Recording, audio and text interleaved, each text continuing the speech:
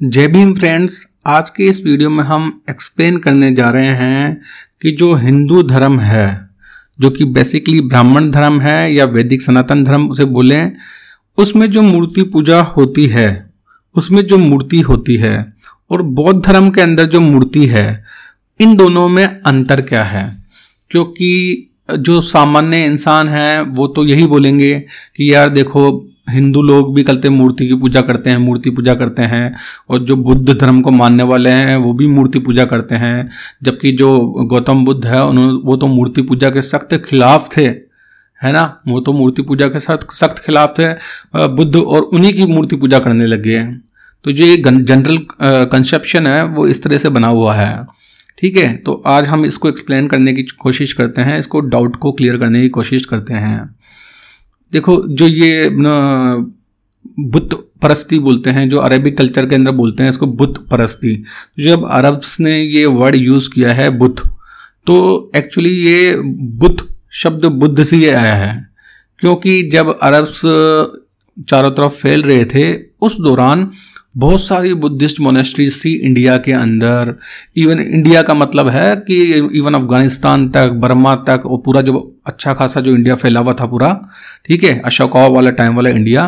तो जो मतलब अशोका के टाइम के काफ़ी समय तक बहुत अच्छा इम्प्रिंट्स रहे थे, फुटप्रिंट्स रहे थे अशोका के, उसके पिलर्स रहे थे। तो उन्होंने इतना फैलाया था धर्म को, तो हर जगह बुद्ध विहार वगैरह थी।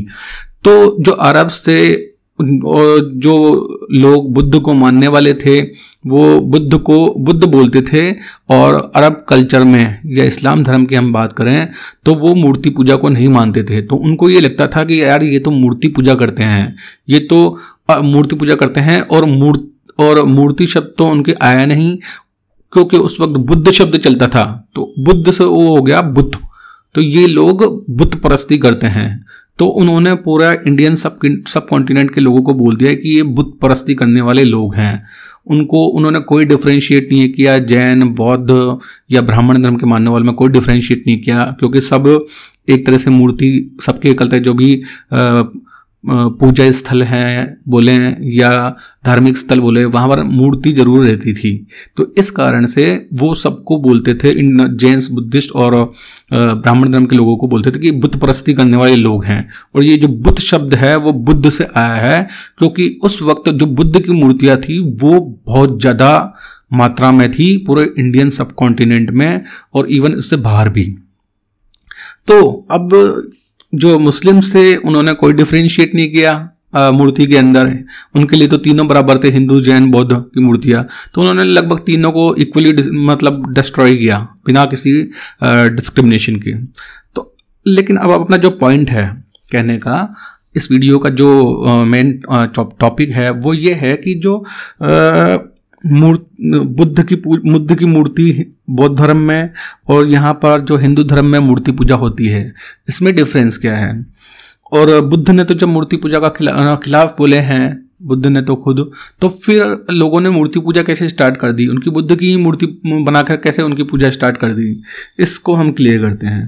देखिए फ्रेंड्स, जो हिंदू धर्म है, ब्राह्मण धर्म है, उसमें जो मूर्ति पूजा की जाती है, उसमें जब वो मूर्ति स्थापित की जाती है, ब्राह्मण धर्म में जब एक मूर्ति को किसी मंदिर के अंदर स्थापित किया जाता है तो उससे पहले एक अनुष्ठान किया जाता है जिसका नाम है प्राण प्रतिष्ठा अनुष्ठान, जो कि एक तरह की पूजा होती है। संस्कृत मंत्रों का जापन किया जाता है, उसमें उस मूर्ति को स्नान करवाया जाता है, और उसके बाद में उस देवता की मूर्ति को वहाँ पर उस मंदिर में स्थापित किया जाता है।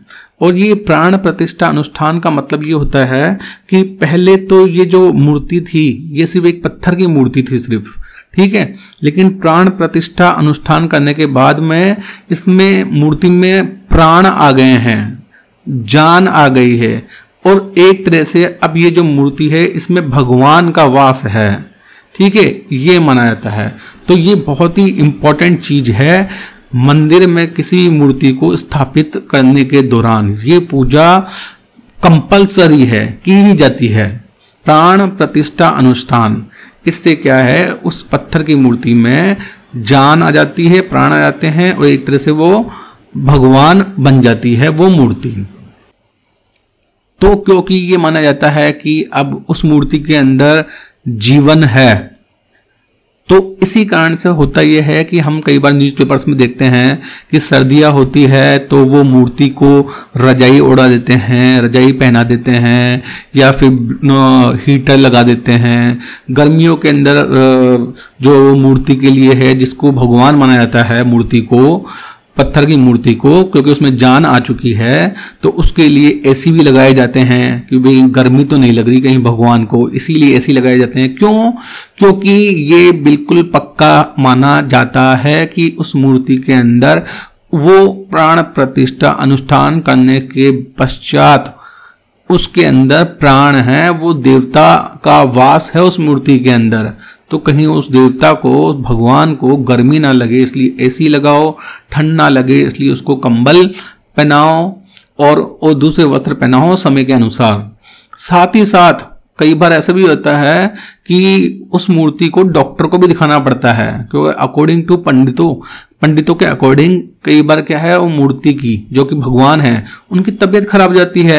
अब तबीयत खराब हो जाती है तो फिर ऑब्वियसली डॉक्टर को भी दिखाना पड़ता है। तो कई बार हमने न्यूज़पेपर्स में फोटो देखी है कि एक डॉक्टर है जो अपना स्टेथोस्कोप लगाकर मूर्ति की चेक कर रहा है कि क्या क्या प्रॉब्लम है। तो इस तरह की चीज भी होती है।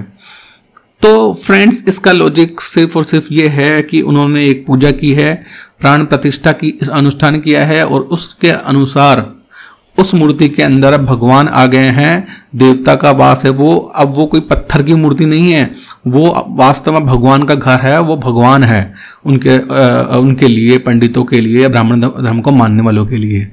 तो ये तो हो गई हमारी हिंदू धर्म या ब्राह्मण धर्म के अंदर मूर्ति का जो कॉन्सेप्ट है वो हो गया।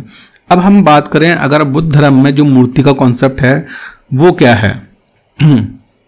तो जो बौद्ध धर्म में मूर्ति का कॉन्सेप्ट है वो फ्रेंड्स बिल्कुल एक सिंपल सा है। सिंपल ऐसे है कि जैसे हम अपने पेरेंट्स, दादा दादी या हमारा कोई टीचर, गुरु, अगर जब वो ख़त्म हो जाते हैं तो हम उनकी याद के अंदर अपने घर के अंदर उनका कोई चित्र लगा के रखते हैं, उनकी फ़ोटो लगा के रखते हैं, उनकी मेमोरी के अंदर कोई मूर्ति बनवा के रख लेते हैं उनकी, ठीक है, उनकी मेमोरी के अंदर, ताकि हमको वो याद रहे, ठीक है, और हमारी आंखों के सामने वो दिखते रहे, हमको उनसे मोटिवेशन मिलता रहे, प्रेरणा मिलता रहे, ठीक है, और हमेशा हम उनको नमन करें, क्योंकि हमारे लिए वो बहुत ही आदरणीय थे, आदरणीय हैं और आदरणीय रहेंगे, इसलिए हम उन्हें हमेशा नमन करते रहें।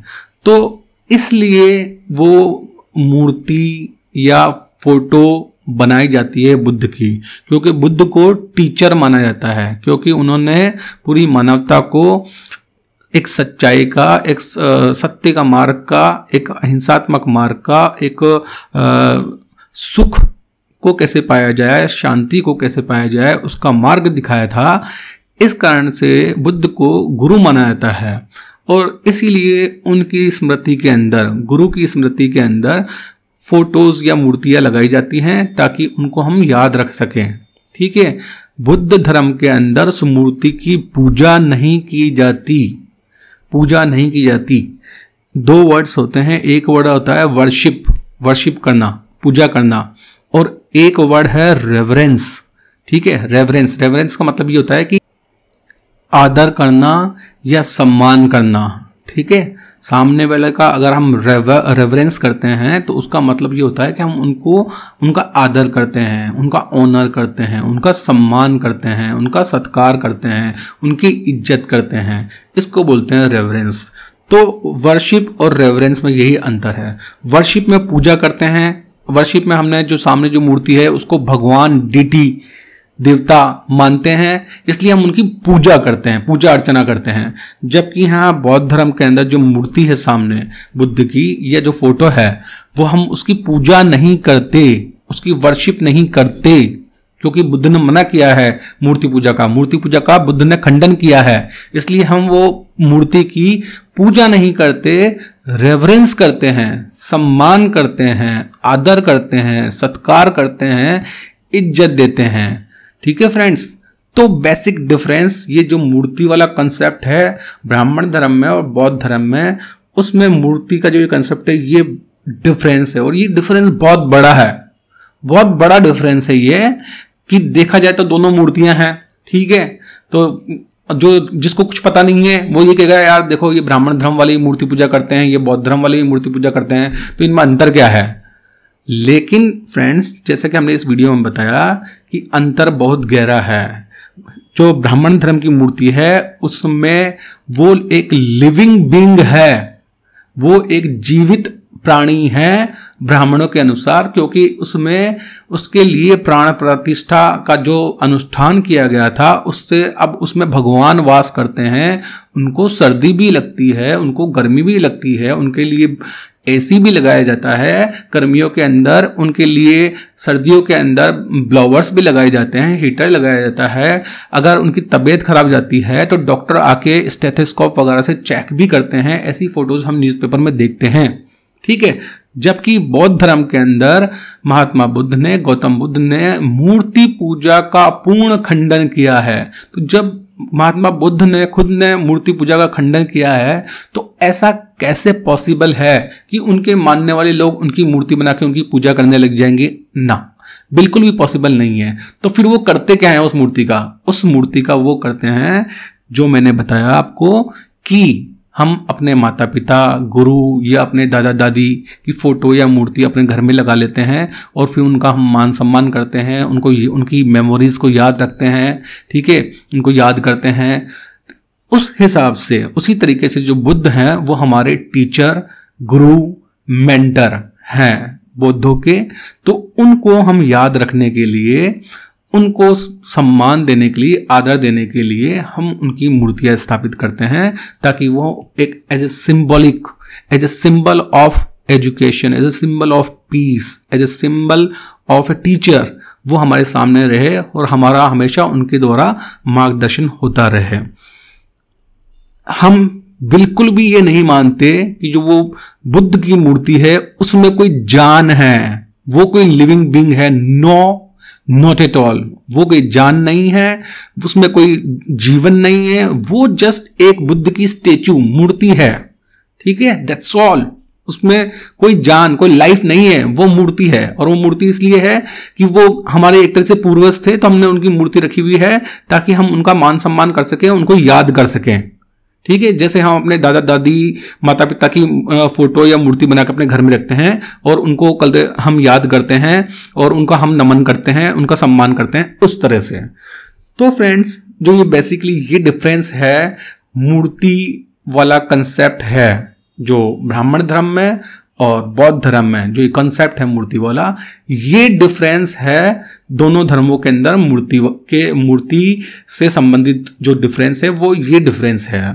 तो अब आगे से आप कभी भी कंफ्यूज ना हो कि भाई अगर आपको कोई बोलते हैं कि भाई बुद्ध के मानने वाले बौद्ध भी तो मूर्ति पूजा करते हैं, तो आप इजीली बता सकते हैं भाई बौद्ध मूर्ति पूजा नहीं करते हैं। बौद्ध आदर, सम्मान, सत्कार, है ना, और इज्जत देते हैं बुद्ध को।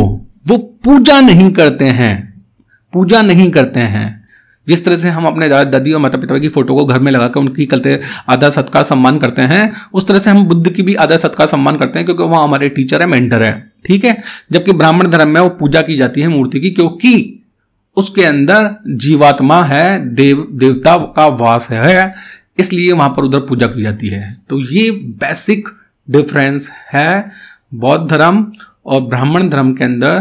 जो ये मूर्ति का कॉन्सेप्ट है, ये बेसिक डिफरेंस है। और एक्चुअली ये बेसिक डिफरेंस बहुत गहरा है, बहुत गहरा है। सामने से देखे तो कुछ भी नहीं है, लेकिन अगर कॉन्सेप्चुअली समझे इसको तो ये बहुत गहरा डिफरेंस है, बहुत मतलब entire north pole south pole है ये, ठीक है फ्रेंड्स। तो फ्रेंड्स, आई होप कि ये कॉन्सेप्ट आपको अच्छी तरह से समझ में आ गया होगा। आई होप कि ये वीडियो अच्छा लगा होगा आपको। ज़्यादा से ज़्यादा इस वीडियो को शेयर करें ताकि जो ये कंसेप्ट है लोगों तक, स्पेशली जो बहुजन समाज के लोग हैं जो कि ज़्यादातर कंफ्यूज हो जाते हैं इन चीज़ों को लेकर, और जब उनसे इस तरह के क्वेश्चन मनुवादी द्वारा पूछे जाते हैं तो वो निरुत्तर हो जाते हैं, तो उनको इस चीज़ का कॉन्सेप्ट का पता रहे और वो अच्छे से इस चीज़ का रिप्लाई दे सके। तो आप इस वीडियो को ज़्यादा से ज़्यादा शेयर करें ताकि ज़्यादा से ज़्यादा लोगों तक इस चीज़ की इंफॉर्मेशन और ज्ञान पहुंच सके। Thanks for watching the video.